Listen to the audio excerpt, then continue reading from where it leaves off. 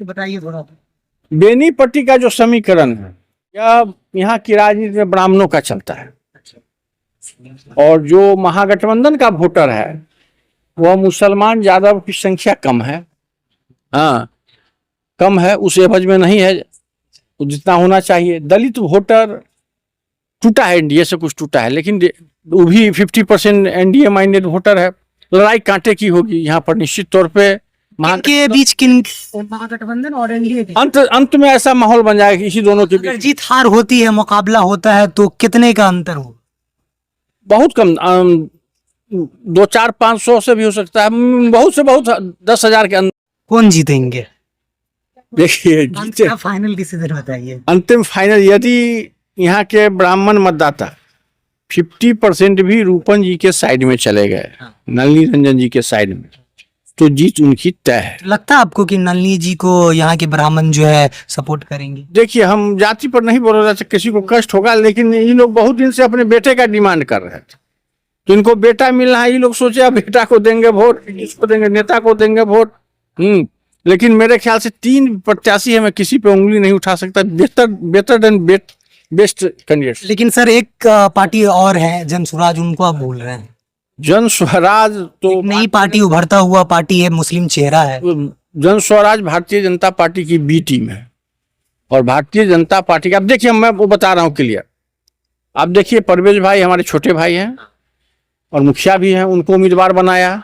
क्यों? अल्पसंख्यक का वोट ये काटे, महागठबंधन की वोट काटे, महागठबंधन हारे।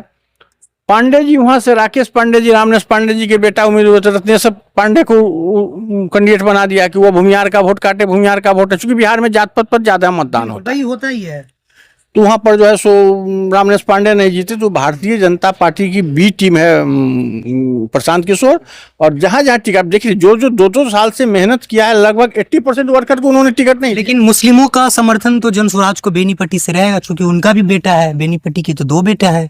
देखिए, बेटा तो 3 है, 3 है। डॉक्टर मृणाल भी बेनीपट्टी का, सॉरी, 3 बेटा है। 3 बेटा है, लेकिन 3 बेटा में क्या क्या 2 धाराओं का वोट होगा, धारा पे चले जाइए। जन स्वराज का परफॉर्मेंस कैसा रहेगा बेनीपट्टी? नहीं, कोई अच्छा नहीं होगा, मैं जानता हूँ इस बात को। हाँ, अच्छा। मुकाबला आमने सामने होगा रूपन झा जी और बीजेपी से विनोद नारायण झा जी। यही अंतोगतवा माहौल यही पैदा हो। लास्ट में जाएंगे मिनाल जी 3rd नंबर पे। देखिए, हम बताते हैं, बेनीपट्टी की धरती पर निर्दलीय की भी एक बार जीत हो चुकी है, शालिग्राम यादव का। मैं नहीं कह सकता 3rd पे जाएंगे, लेकिन मुक्त चुनाव जब 2 धारा पे जाएगी तो इसी 2 कैंडिडेटों के बीच में लड़ाई हो जाएगी। तो इस बार बेनीपट्टी की जो जनता है वो किन मुद्दों पे मतदान करेगी? देखिए, हम तो आग्रह करते हैं आपके चैनल के माध्यम से मतदाताओं से कि शिक्षा, स्वास्थ्य, बेरोजगारी, महंगाई, इन तमाम मुद्दों पर मतदान करें।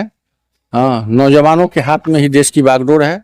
अब उस देश को, राज्य को किस दिशा में ले जाएंगे ये बिहार के नौजवानों। अभी देश में युवा ज्यादा है, और मैं अभी ग्राउंड पे घूम रहा हूँ तो देख रहा हूँ युवा जो है तेजस्वी जी को काफी समर्थन दे रहे हैं, और उनकी बातों पे, उनके वादों पे विश्वास भी कर रहे हैं कहीं।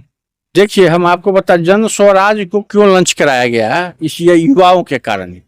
युवा जब तेजस्वी की तरफ बेरोजगारी, महंगाई, अन्य मुद्दाओं पर, युवाओं पर लाठी चला, छात्रों पर लाठी चला, इन तमाम मुद्दाओं पर युवा एक तरफा तेजस्वी जी के साथ हो गए, तो लाया गया ऐसा मुद्दा उठाया गया कि नौजवान डाइवर्ट और नौजवान की वोट प्रशांत किशोर में चला जाए और तेजस्वी जी की स्थिति थोड़ा कमजोर हो। अब आते हैं सर बिस्फी पे। 2 बड़े नेता हैं, और फैयाज साहब एक ब्रांड है वहां, और वहीं बचौल जी जो है फायर ब्रांड नेता कहे जाते हैं, वो भी ब्रांड है।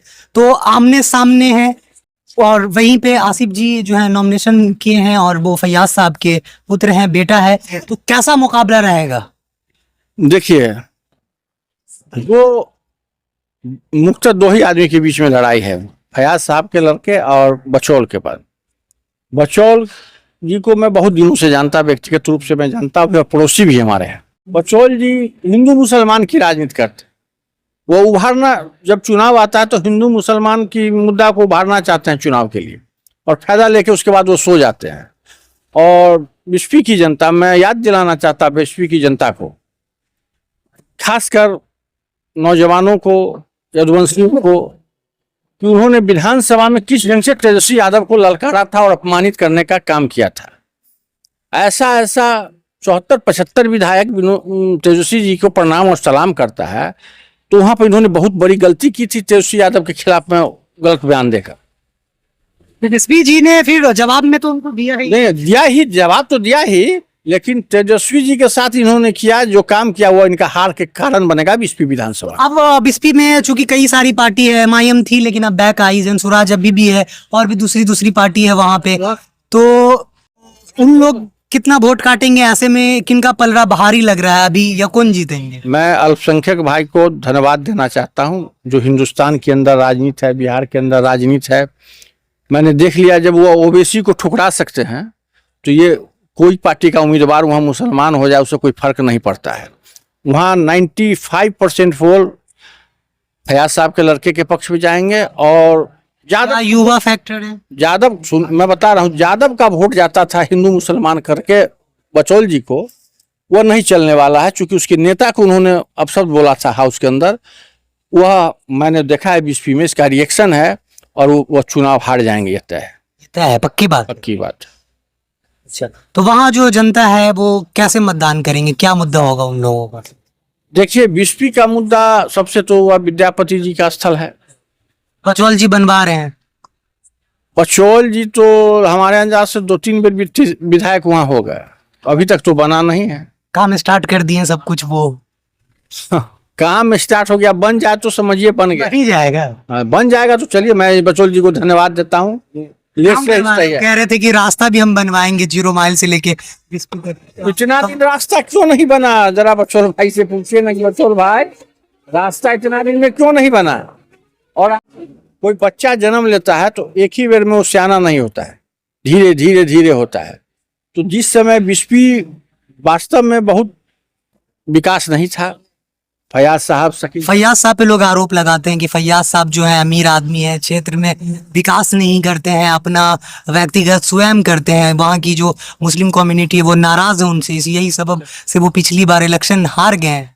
देखिए मुस्लिम कमेटी नाराज नहीं है, मुस्लिम कमेटी में बोल दिया कि जब ओवैसी साहब के खिलाफ में मतदान कर सकते, वो दिल जीत पाएंगे इस बार वहाँ क्षेत्रीय लोगों का? दिल जीतेंगे ही। फयाज साहब को मैंने बहुत बड़ा एक गुण देखा है, और जो हिंदू उनको वोट नहीं देता है मैं कहूँगा वो गलत करते हैं। कोई यदि मंदिर के लिए मांग जाता है तो 1 लाख 2 लाख 50 हजार मंदिर के लिए भी चंदा देते हैं, मस्जिद के लिए जाता है उसको भी देते हैं, कोई शादी ब्याह में मदद मांगता है तो वो भी करते हैं। तो ऐसे नेता को मतदान होना चाहिए और विकास भी करते हैं, कई काम किया है उन्होंने, ऐतिहासिक काम किया है। और हमको लगता है कि तेजस्वी की सरकार होगी तो आपको पता ही है कि राइट हैंड फयाज साहब लालू जी के हैं। नो डाउट कि वो बहुत बड़े फेस हैं, बहुत बड़ा चेहरा है। जी बिल्कुल, बहुत बड़े चेहरे हैं, इसमें कोई शक नहीं है फयाज साहब।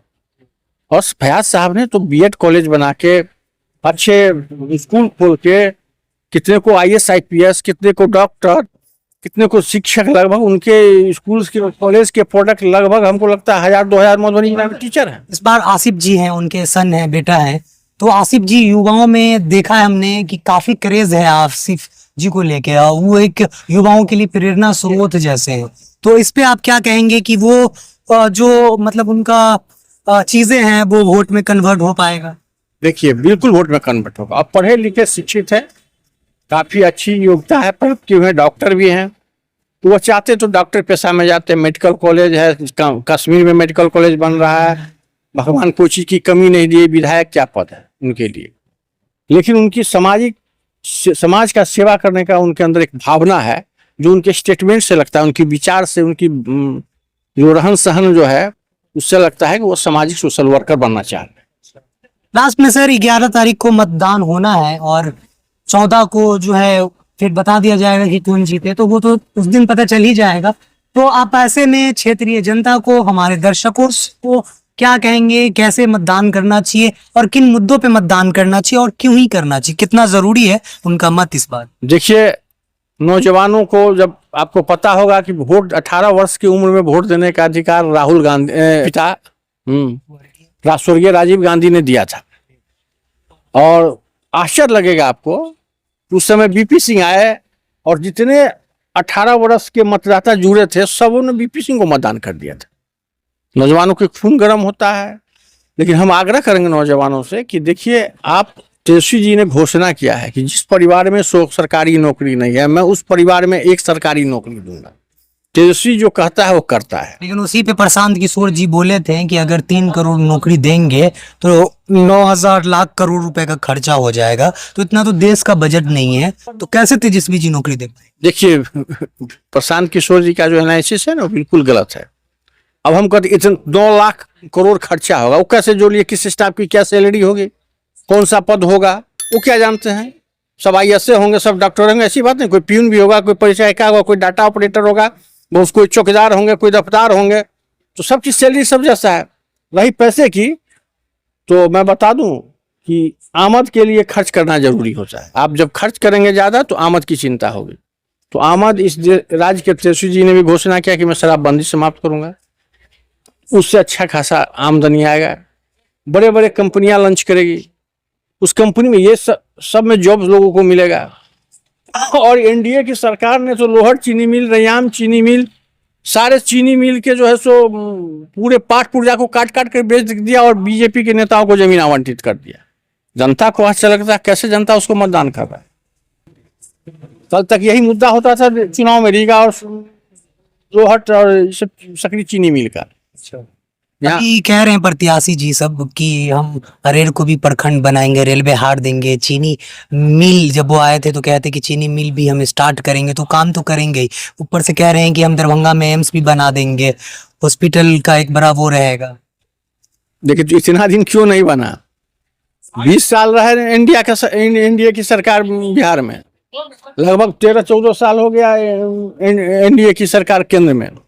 इतना दिन में क्यों नहीं हुआ? प्रखंड क्यों नहीं हुआ? चीनी मिल क्यों नहीं बना? रेलवे लाइन क्यों नहीं आई? एम्स क्यों नहीं निर्माण हुआ?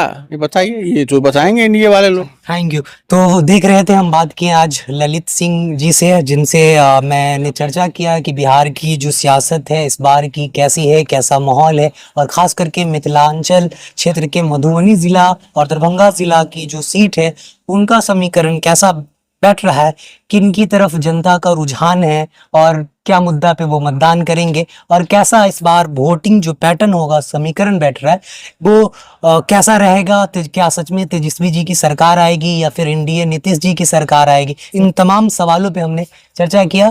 Thank you so much.